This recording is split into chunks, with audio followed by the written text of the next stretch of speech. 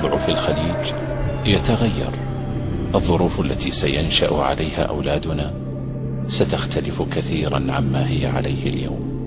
ما ستشاهده الآن ليس أسطورة وليس نسجا من خيال، إنك على وشك مشاهدة تقرير خطير عن تغير أوضاع الخليج.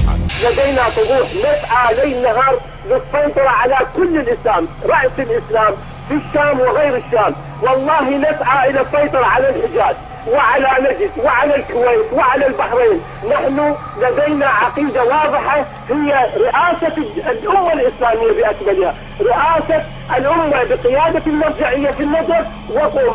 الذي يعجبه والذي لا يعجبه على أن يضيق البحر. هذا هو الوضوح في عقيدتنا. بغداد اليوم وغدا النجف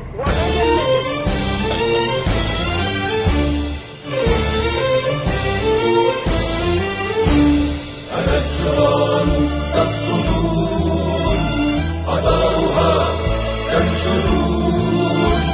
الأشرار تقصدون قدرها تنشرون.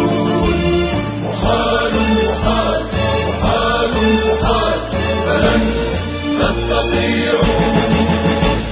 ففي قلوبنا أهلها يسكنون، في قلوبنا أهلها يسكنون، في قلوبنا أهلها يسكنون، في قلوبنا أهلها يسكنون. لو كنتم تعقلون ستدركون، لو كنتم تعقلون ستدركون، لو كنتم تعقلون ستدركون. كم هي أبية بلادي، كم هي عصية على الأعادي، كم هي أبية بلادي، كم هي